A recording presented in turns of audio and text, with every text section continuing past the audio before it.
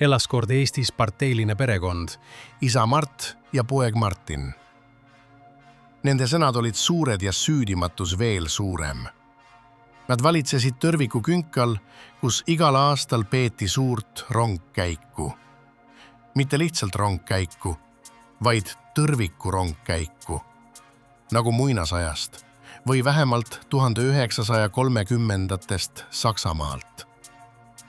Meie traditsioon, kuulutas isa Mart, hoides põlevat Tõrvikut ühes ja ajalehe pealkirja "Me ei ole saksa sead" teises käes.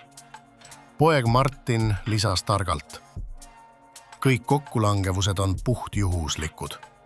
Sakslased lihtsalt tulid meie ideele varem.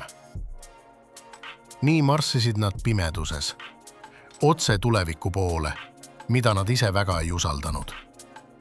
Rahvas vaatas akendest ja mõtles: kui see pole saksa sigade paraad, siis on see väga hästi lavastatud paroodia.